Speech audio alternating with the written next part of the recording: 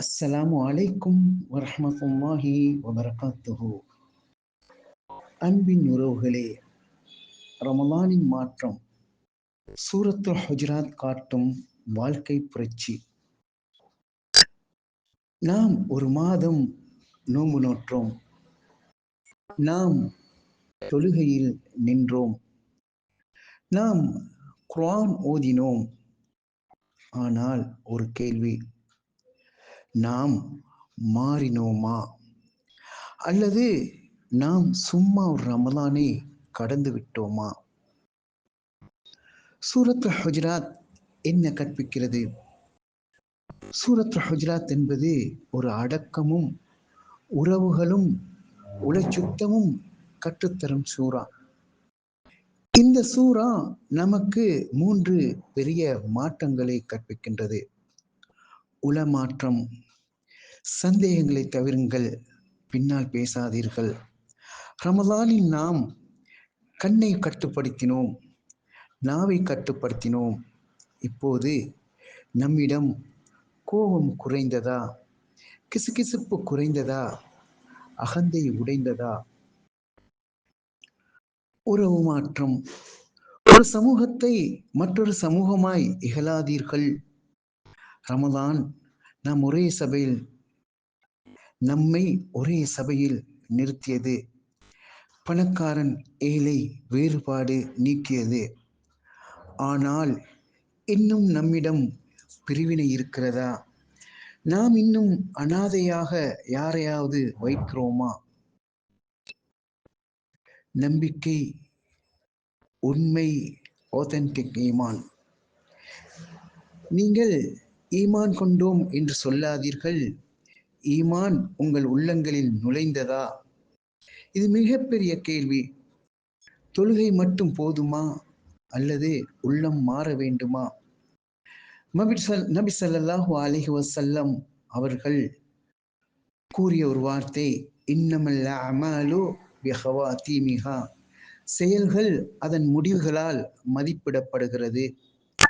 ரமலானின் இறுதி தருணம், உண்மையான சோதனை. நாம் இப்போது ஒரு முக்கிய தருவாயில் இருக்கிறோம். இது முடிவு அல்ல, இது மதிப்பீட்டு நேரம். நீங்கள் உங்களையே கேளுங்கள், நான் ரமலானுக்கு முன் இருந்த மனிதனா? என் குணத்தில் ஒரு மாற்றம் உண்டா? நான் தௌபாவை தொடரப் போகிறேனா? நான் யாரையும் மன்னித்து விட்டேனா?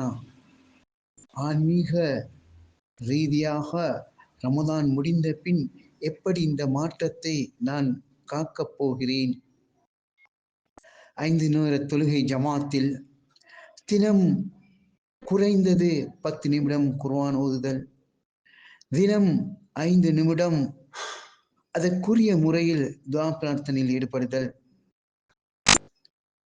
ஒவ்வொரு வாரமும் ஏதாவது ஒரு ஃபோக்கஸ் விழுமியம் எடுத்து, உதாரணத்துக்கு 1வது வாரம் கிசுகிசுப்பு இல்லாத வாழ்க்கை, யாரை பற்றியும் எந்த குறையும் எந்த நெகட்டிவும் பேச மாட்டேன் என்று ஒரு வாரத்தை நாங்கள் பிரகடனப்படுத்தி நடைமுறைப்படுத்துவது. கோபத்தை கட்டுப்படுத்துகின்ற ஒரு வாரம். இந்த வாரம் யாரோடும் எக்காரணம் கொண்டும் எந்த விதத்திலும் எரிச்சலோ கோபமோ படமாட்டேன். இன்னொரு வாரம் உறவுகளை சரி செய்தல். இப்படி எனது வாழ்க்கையை நான் எவ்வாறு திட்டமிடுகின்றேன் என்பது ஆக முக்கியம். அதே போன்றுதான் நான் ஒருவரை தெரிவு செய்து அவரோடு ஒரு ஆன்மீக உறவை நான் வளர்த்து கொள்வது, அல்லது ஒரு குழுவாக இருந்து அந்த குழுவினூடாக ஒரு ஆன்மீக உறவை வளர்த்தி கொள்வது, ஒருவரை நினைவூட்டிக் கொள்வது. இன்று என்னுடைய தஹஜ்ஜத் தொழுகை எவ்வாறு இருந்தது? இன்று என்னுடைய சமூக உறவில் அல்லது சமூக பண்பில் அல்லது சமூக திறன் ஸ்கில்லில் நான் என்ன டெவலப் ஆகி கொண்டு இருக்கிறேன் என்பதை நாங்கள் குழுவாக அல்லது இண்டிவிஜுவலாக, அதாவது ஒருவரை 1 to 1 கேட்டுக்கொள்வது. இந்த உறவை, இந்த செயலை, இந்த பண்பை தொடர்வதற்கு எனக்கு உதவியாக இருக்கும். அதுக்கடுத்ததாக மாதம் ஒருமுறை நான் மாறுகிறேனா? அல்லாவிற்கு நான் அருகில் போகிறேனா? எனது என செயல்பாடுகளை ஒவ்வொரு மாதமும் என்னுடைய வளர்ச்சியை, என்னுடைய விருத்தியை நான் அதாவது என்னுடைய ரிஃப்ளெக்ஷனை நான் சுய விசாரணை செய்து கொண்டு வருவது. இவ்வாறான ஒரு திட்டமிடலை இந்த ரமலானுக்கு நான் விடையளிக்கும் போது, அன்புக்குரியவர்களே, ரமலான் நமக்கு வந்தது நம்மை மாற்றுவதற்காக. ஆனால் ரமலான் போகும், ஆனால் மாற்றம் போகக்கூடாது. நாம் மாதத்தில் அழுதோம், அல்லாவிடம் மன்னிப்பு கேட்போம். அந்த கண்ணீர் உண்மையா? ரமலானின் வெற்றி ஈதின் கொண்டாட்டத்தில் இல்லை, ரமலானுக்கு பிறகு நீ எப்படி வாழ்கிறாய் என்பதில் தான் உள்ளது. யா அல்லாஹ், இந்த ரமலானில் எம்மில் வந்த நல்ல மாற்றங்களை நிலைத்ததாக மாற்றிவிடு.